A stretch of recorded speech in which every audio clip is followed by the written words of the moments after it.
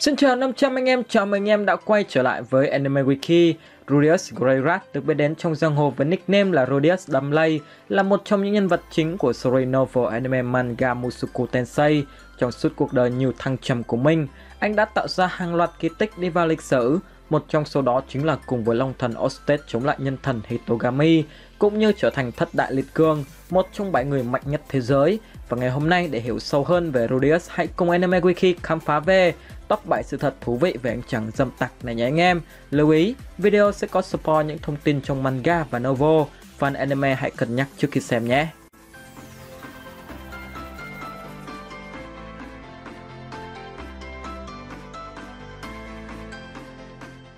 Đầu tiên có một sự thật rất thú vị, đó là cái tên ở kiếp trước của Rudeus chưa bao giờ được tác giả tiết lộ. Tất cả những gì chúng ta được biết là trước khi chuyển sinh, Rudeus là một tên nít 34 tuổi, có một cuộc đời đáng quên lãng khi bị bạn bè bắt nạt thậm tệ trong suốt thời trung học và phải từ bỏ con đường học hành. Mặc cho gia đình khuyên nhủ hãy cố gắng quay trở lại trường tầm sư học đạo, nhưng Rudeus khi đó đã cự tuyệt và chọn cách sống khép kín với mọi người trong 20 năm. Trong thời gian đó anh ta chủ yếu cày game, manga và các bộ phim nóng bỏng hai người đóng. Mọi chuyện bắt đầu trở nên rắc rối khi cha mẹ anh ta qua đời và Rudeus thậm chí đã không đến dự tang lễ của họ. Điều đó khiến những người thân còn lại phẫn nộ để rồi đuổi anh ta ra khỏi nhà. Không nơi ở, không xu dính túi, anh ta lang thang trên phố, ngẫm nghĩ về cuộc sống của mình cho đến khi bắt gặp 3 học sinh trung học và ra tay cứu một người trong số họ khi bị một chiếc xe tải lao đến. Nói là cứu thế thôi chứ thực chất thì anh ta đã chết thay người đó và được chuyển sinh đến thế giới mới.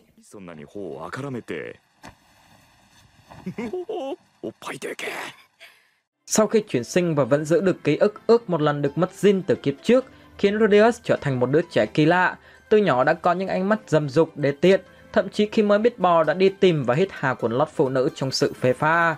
Sinh ra trong một gia đình không giàu cũng chẳng nghèo, có cha giỏi kiếm thuật, mẹ thì ân cần chu đáo. Có thể nói đối với Rudeus đó là một cuộc sống viên mãn. Trên thực tế cậu không coi Paul là cha, mà chỉ xem anh ta như một người bạn thân có cùng sở thích dâm tặc. Đối với Rudeus, Paul không phải là người cha tôi, nhưng anh ta cũng chẳng phải là người tốt vì bản tính lằng nhằng gái gú của mình. Paul có xuất thân từ Notos Greyrat, một gia tộc có địa vị cao ở Asura, quốc gia lâu đời nhất trên thế giới. Thuở còn trẻ trâu, Paul vì mâu thuẫn với cha nên năm 12 tuổi đã quyết định rời khỏi nhà và vứt bỏ cái tên Notos để trở thành một nhà thám hiểm. Bên cạnh khả năng sử dụng kiếm thuật mạnh mẽ, luôn tỏ ra là người nghiêm túc, thì Paul được con trai của mình đánh giá là tín đồ của vị thần dê gái. Mẹ của Rudeus là Zenith. Cô sinh ra ở thánh địa Milis và là con gái thứ hai của một bá tước Milis. Từ nhỏ, Zenith được nuôi dưỡng theo tôn giáo của nhà thờ Milis và có niềm tin sâu sắc vào tôn giáo này. Một trong những đức tin nổi bật đó là mãi mãi gắn bó với một người, tức là hôn nhân một vợ một chồng chung thủy. Ngoài ra, ngay từ nhỏ, Zenith đã tuân thủ nghiêm ngặt các quy định khác của nhà thờ Milis và được xem là tiêu chuẩn tiểu thư của vùng đất này. Tuy vậy, nhưng khi Zenith lên 15 tuổi, cô đã xảy ra mâu thuẫn với cha mẹ, bỏ nhà ra đi và trở thành mạo hiểm giả để rồi sa vào lưới tình của Paul. Sau đó kết hôn và sinh ra Rudeus. Khác với Paul là một kiếm sĩ mạnh mẽ, thì Zenith là một pháp sư ở mức sơ cấp và trung cấp. Theo lời của Long thần Ostet, người đã du hành thời gian từ quá khứ đến tương lai hàng trăm lần, thì việc Rudeus chuyển sinh trở thành con trai của Paul và Zenith chính là sự kiện thay đổi hoàn toàn tương lai.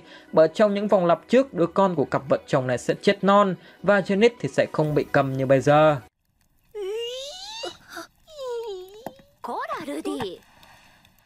Sau khi bị xe tông chết và biết rằng mình đã được chuyển sinh, Rudeus đã tự hứa sẽ sống hết mình với cuộc sống mới. Và một trong những cái hết mình đó là hết mình mà làm các chị em phụ nữ bất chấp tuổi tác. Và có thể khẳng định anh ta là một tên biến thái bẩm sinh. 5 tuổi đã trộm quần lót của sư phụ, ca ngợi cô là thần thánh rồi thờ cúng chiếc quần đó như thánh vật suốt cuộc đời. 8 tuổi đã đòi ABC XYZ con gái rượu nhà người ta, bất chấp thời điểm đó họa mi còn chưa biết hot. Có lẽ cũng bởi vì suy nghĩ đen tối và biến thái như vậy nên Rudeus đã bị nghiệp quật khi sau lần đầu tiên làm chuyện ấy, cậu nhỏ của anh ta đã ngủ đông suốt vài năm và buộc phải chạy vạy khắp nơi tìm chỗ chữa cho đến khi gặp được Shifi. Xuyên suốt cuộc đời của mình, Rudeus đã kết hôn với 3 người vợ, có 6 đứa con, gặp gỡ vô số người và không ít trong số họ công nhận rằng anh ta thực sự rất răm rê và luôn sôi sục ý chí đánh đêm với phụ nữ. Thế nhưng họ đã dần quen với điều này và gia đình cũng chấp nhận sự biến thái của Rudeus vì anh ta chăm sóc họ rất chu đáo.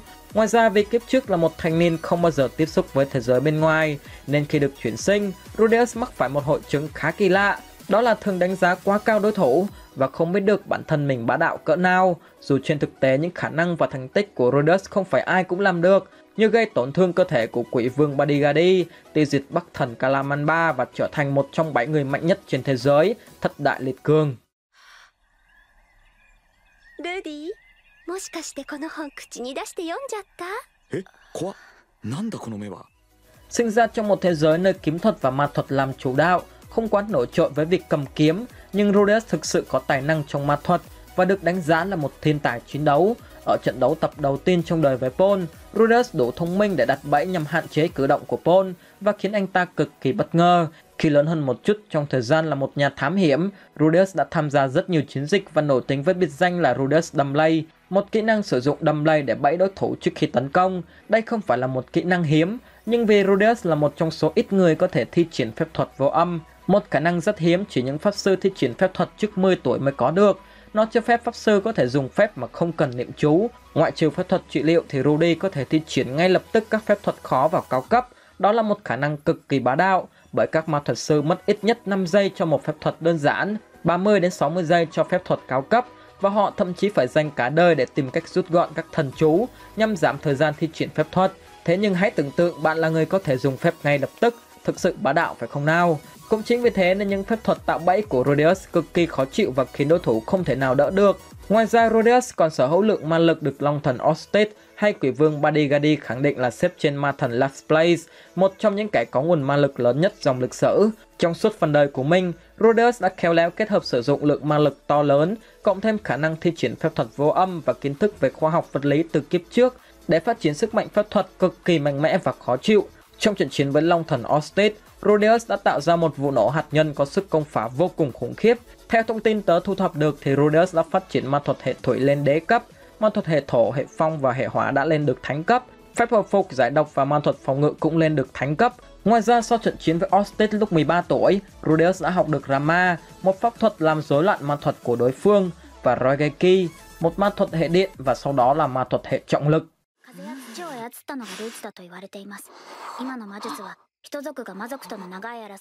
Trong thế giới Mushoku Tensei, ngoài kiếm thuật và ma thuật, còn tồn tại nhẫn thuật và thể thuật.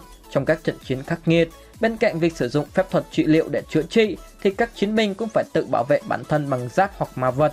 Và một trong số những loại giáp tốt nhất đó là đấu khí, một lớp giáp khá phổ biến trong thế giới Mushoku Tensei, được tạo ra từ ma thuật, bao bọc và bảo vệ cơ thể của người thi triển.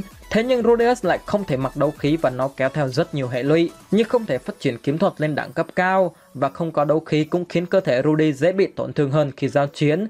Theo Orsted, nguyên nhân khiến Rudeus không thể làm được điều này là vì anh có nhân tố của ma vương Laplace, một kẻ không từng thích với đấu khí.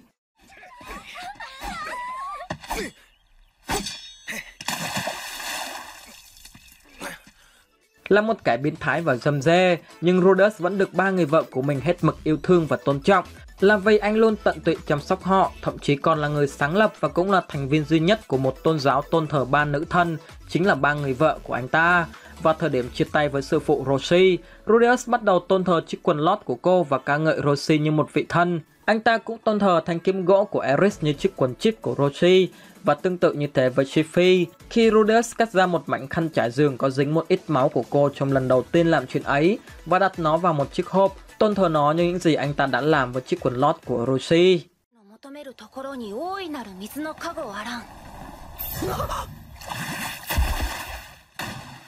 Các diễn viên lồng tiếng cho Rudeus là Tomokazu Sugita, lồng tiếng cho kiếp trước của anh chàng, được biết đến nhiều nhất qua vai diễn của Gintoki Sakata trong Gintama và Gyomei Himejima trong Kimetsu no Yaiba. Hãy cùng theo dõi xem anh chàng này đã lồng tiếng cho những bộ anime nào nhé anh em.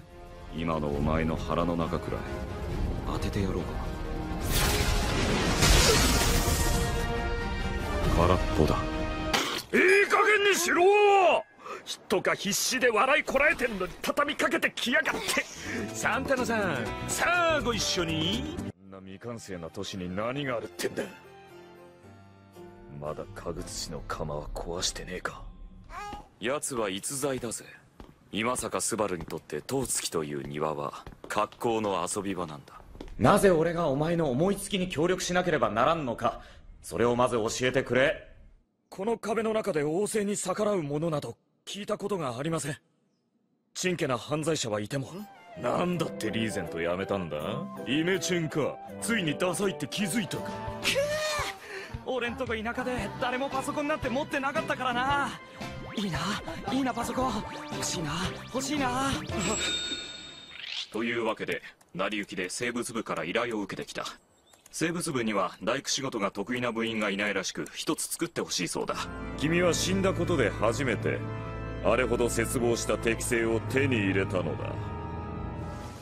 先の第七王権者無色の王岩一元の愛と、それで私を切ってみるのもいいでしょう。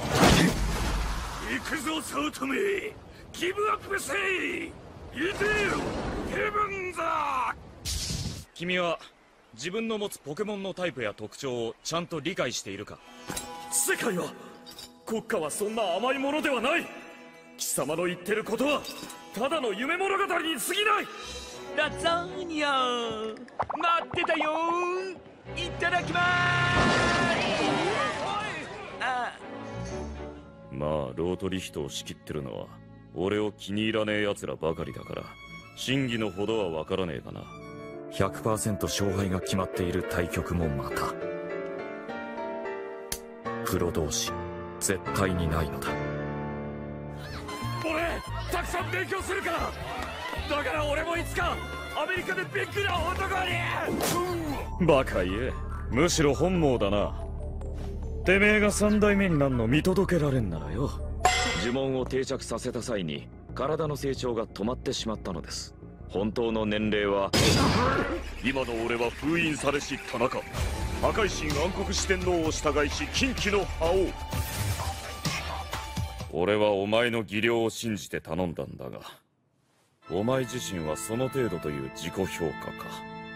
ならば仕方ない、他の誰かに頼むと。Và sau khi được chuyển sinh thì người lồng tiếng cho Rudeus lúc còn nhỏ là nữ diễn viên Yumi Uchiyama, người cũng từng lồng tiếng cho Arrow trong Fire Force Season 2, Puck trong ReZero Season 2, Estelle trong cuộc hành trình của Elena. Ngoài ra diễn viên lồng tiếng cho Rudeus trong drama CD Voice là ca sĩ kim diễn viên Hiro Shimono. Các vai diễn đáng chú ý của anh là Keima Katsuragi trong The World God Only Knows, Connie trong Attack on Titan, Dabi trong My Hero Academia hay Genitsu trong Kimetsu no Yaiba.